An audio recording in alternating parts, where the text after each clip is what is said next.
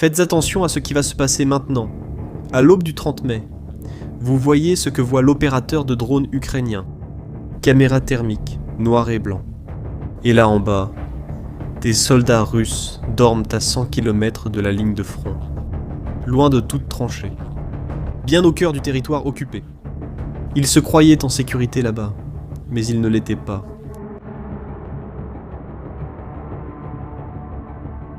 Ces hommes font partie de la 64e brigade. Ce nom seul ne signifie rien. Mais le nom d'une petite ville près de Kiev dit tout. Boutcha. Au début de l'invasion, en 2022, les Russes ont occupé Boutcha. Et quand ils se sont retirés, le monde a vu l'horreur qu'ils avaient laissée derrière eux. Des civils exécutés avec les mains attachées, des fosses communes. Et la brigade désignée comme responsable de ces crimes était précisément celle-ci. Poutine, au lieu de punir, l'a décorée pour héroïsme. 4 ans plus tard, c'est cette brigade que les drones ukrainiens ont trouvée en train de dormir. Et ils ont attaqué, 21 fois, en une seule nuit, sans qu'un seul soldat ukrainien ne pose le pied sur le sol. La vengeance avait été accomplie. Mais c'est la partie la moins importante de cette histoire. Parce qu'il y a une question que personne ne pose. Comment l'Ukraine a-t-elle réussi à trouver ces hommes ? Comment un drone arrive-t-il exactement au bon endroit, la bonne nuit, à 100 km à l'intérieur du territoire ? Et la réponse à ces questions a changé toute la guerre. Parce que ce qu'ils ont utilisé n'était pas une arme, c'était quelque chose d'inattendu qui, il n'y a pas si longtemps, servait à mettre à jour Google Maps. L'attaque que vous venez de voir n'était pas un coup de chance. Ce n'était pas une opération spéciale planifiée pendant des mois. C'était la routine. Encore une nuit de travail pour une force qui vient de présenter un chiffre qu'aucune armée de l'histoire moderne n'a jamais révélé. Le 4 juin, le commandant des forces de drones de l'Ukraine, Robert Brovdi, a publié le bilan d'une année d'opération. Selon le décompte ukrainien, enregistré mission par mission dans un système numérique appelé Delta, qui conserve la vidéo et les preuves de chaque attaque. Cette force à elle seule a mis hors de combat 100 082 soldats russes en 358 jours. Pour que vous mesuriez l'ampleur. Quand Poutine a envahi l'Ukraine, en 2022, il a consacré environ 190 000 hommes à l'opération. Il pensait que cela suffisait pour prendre tout le pays en 3 jours. Car une seule force ukrainienne en un an a éliminé plus de la moitié de ce nombre. Mais il y a un détail dans ces données qui est encore plus troublant que le total. Sur les 100 000, 53 000 sont morts. 46 000 ont été blessés. Plus de morts que de blessés. Cela peut sembler être une statistique. Ce n'est pas le cas. Dans toutes les guerres du XXe siècle, c'était l'inverse. Pendant la Seconde Guerre mondiale, il y avait environ 3 blessés pour chaque mort. Au Vietnam, c'était plus de 3. En Afghanistan, il y avait presque 10 blessés pour chaque mort. Aujourd'hui, sur le front russe, le rapport s'est inversé. Et l'interprétation la plus probable de cela est effrayante. Ceux qui attaquent ne dispersent pas des éclats au hasard. Ils choisissent où frapper. Il est vrai que ces chiffres proviennent des 2 camps de la guerre. Et sur cette chaîne, nous indiquons toujours la source, mais la tendance est confirmée de manière indépendante.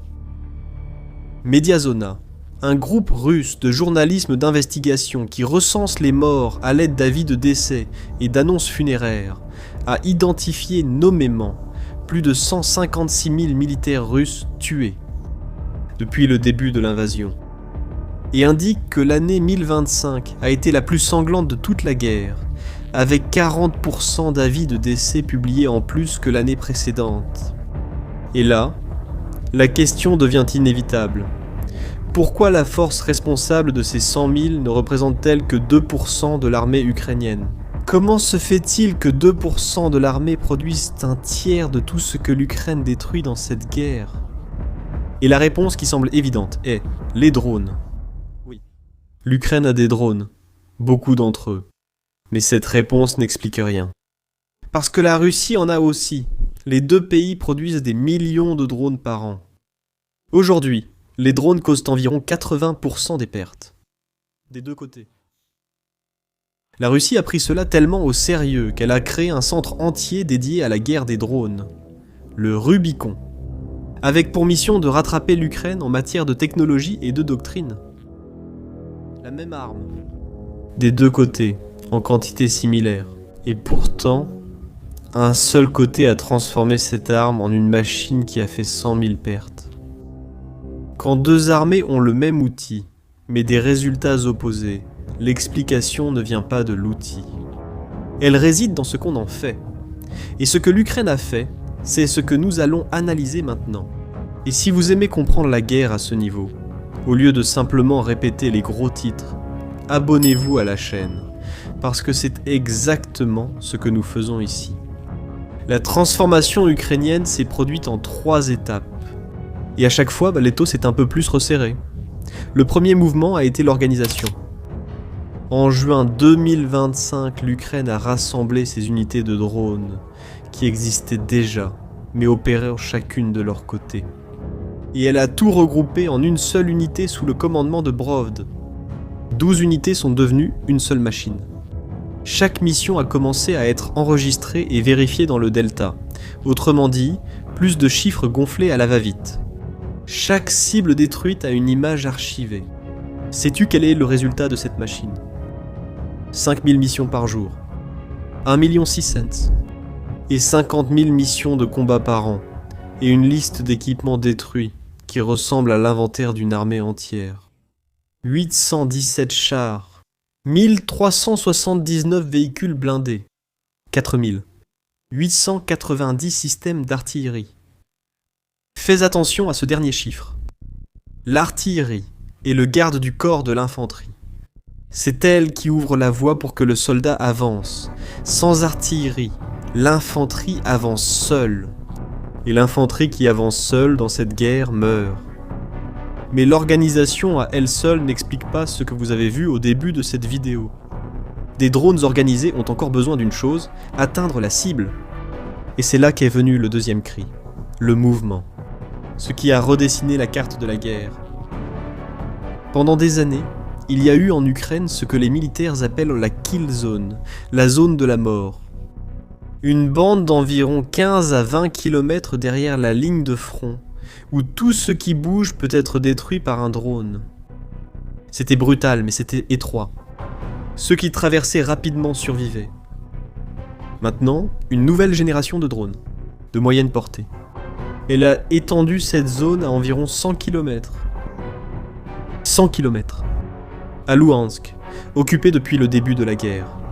Le 3e corps d'armée ukrainien affirme que ce sont désormais ces drones qui contrôlent le ciel, avec des attaques atteignant plus de 200 km de profondeur.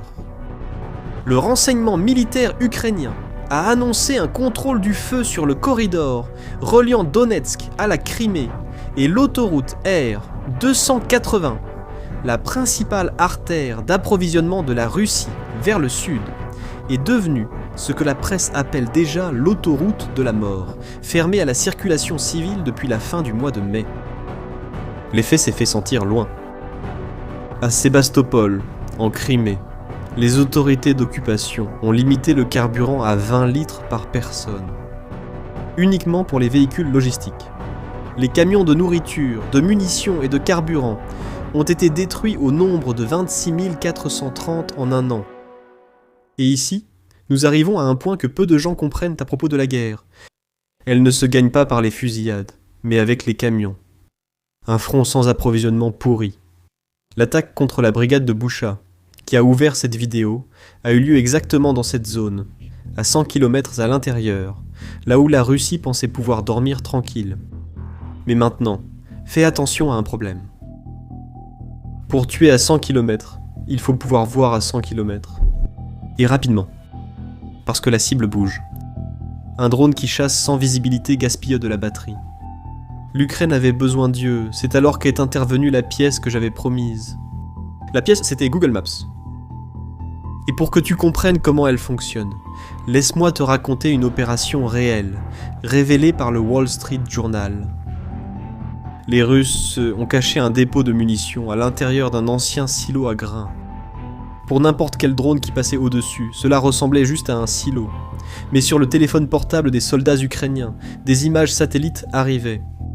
Il a suffi de comparer la nouvelle photo avec une ancienne du même endroit pour que tout apparaisse, des structures qui n'existaient pas auparavant, et des traces fraîches de pneus de camions militaires. Confirmé, le drone décolle. Et ce que tu vois maintenant, c'est un dépôt de munitions russes qui cesse d'exister. Ces images proviennent de satellites commerciaux. Privés. La principale entreprise est Ventor, de l'État du Colorado, opérant avec des partenaires des États-Unis, des Pays-Bas et de l'Ukraine elle-même. Et voici la partie qui semble relever de la fiction. Ce sont les mêmes satellites qui mettaient à jour Google Maps et surveillaient la pêche illégale. Ce réseau prend des photos en permanence, 7 millions de kilomètres carrés par jour. Et il passe au-dessus du même point jusqu'à 15 fois par jour. Avant, une image comme celle-ci. Elle était envoyée pour analyse dans un quartier général à Kiev. Cela prenait des heures, parfois des jours, et quand l'information arrivait au front, la cible était déjà partie. Maintenant, la photo arrive sur le téléphone du soldat en 15 minutes. Le temps entre la détection et la destruction de la cible a diminué de 90%. Selon le Wall Street Journal, c'est la première fois dans l'histoire, à notre connaissance, qu'une image satellite commerciale est envoyée directement à un soldat pour guider les décisions de combat en temps réel. Pense à ce que cela signifie en pratique. Chaque petite équipe ukrainienne est devenue deux choses à la fois. Un œil sur l'espace et un marteau en l'air. Le drone n'est que le marteau. Celui qui dit où frapper, c'est le satellite. Et maintenant, vous devez vous demander si c'est commercial, si c'est en vente. Pourquoi la Russie n'achète-t-elle pas tout simplement aussi ? Elle a tout essayé, et chaque porte s'est refermée devant elle. Les sanctions empêchent la Russie d'acheter des images satellites occidentales.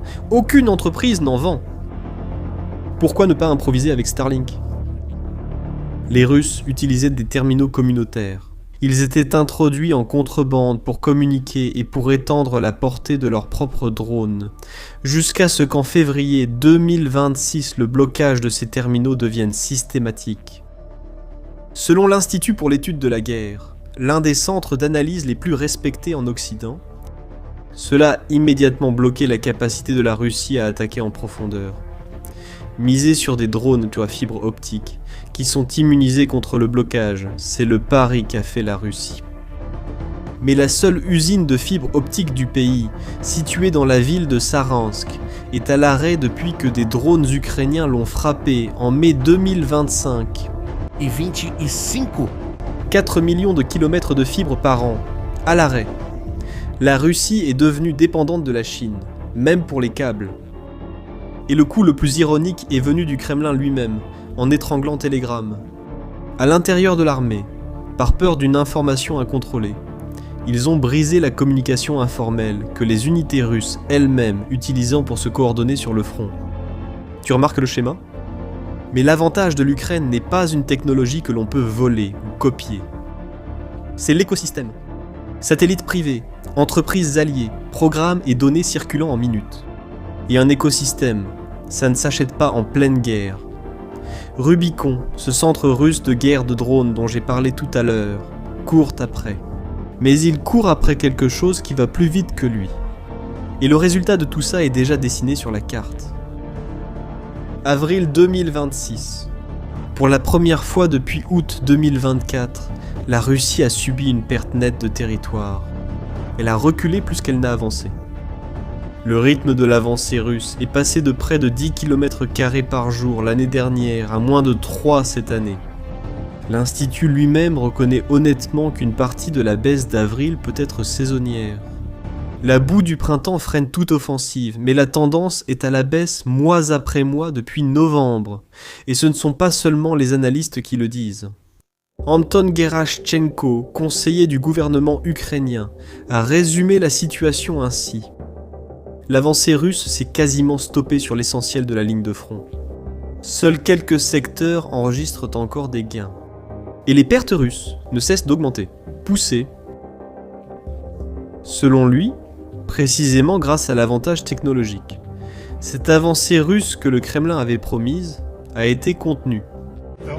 Ото лопата, ото дрон, а от там багато арти. І псам сьогодні дуже непереливки. Кажи ще.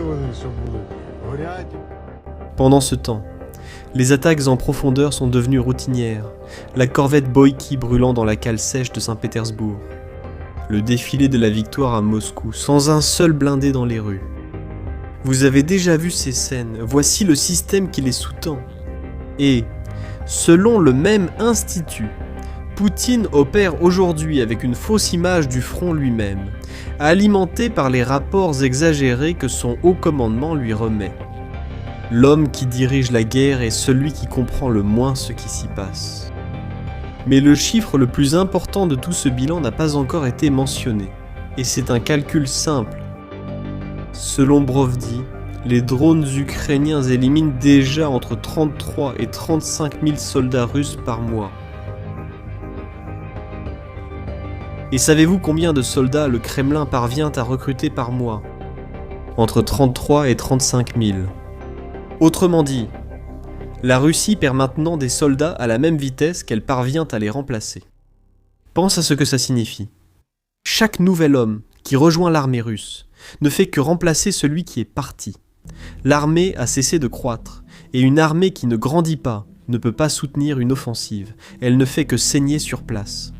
Si ces chiffres se confirment, et c'est le pari déclaré du commandement ukrainien, la guerre n'est plus une question de volonté politique, c'est devenu une équation. Et aujourd'hui, cette équation joue contre la Russie. C'est pourquoi la vengeance contre la brigade de Boutcha est la partie la moins importante de cette histoire. Ce que tu as vu sur cette caméra thermique, ce n'était pas une attaque, c'était le système en action. Le satellite a trouvé l'information. Elle est descendue en quelques minutes. Le drone a frappé. L'Ukraine n'a pas gagné une course de drone, elle a résolu une équation. Et ce n'est pas une arme qui l'a fait, c'est la vitesse de l'information. Et cela vaut pour beaucoup de choses. Au-delà de cette guerre, pour la première fois, il est prouvé sur le champ de bataille que la masse ne l'emporte pas sur l'information. Quel pays plus petit peut stopper l'offensive d'une puissance nucléaire s'il voit plus vite qu'elle? Quelle preuve majeure montrait que le monde avait compris le message? Le commandement des opérations spéciales des États-Unis intègre déjà le même type de système pour ses propres soldats, l'armée la plus puissante de la planète, en copiant l'Ukraine. L'élève est devenu le professeur, et cette histoire ne fait que commencer. La force de Brovdi promet de doubler le chiffre la deuxième année, 200 000 pertes. Les Russes, eh bien, ont du pain sur la planche. Cette équation sera testée dans les prochains mois, et chacun de ces mouvements sera analysé ici sur la chaîne. Alors, abonnez-vous dès maintenant pour tout suivre avec nous, et répondez-moi dans les commentaires. Penses-tu que la Russie peut encore faire voler cette équation en éclats? Ou bien la situation a-t-elle déjà complètement changé? À la prochaine vidéo.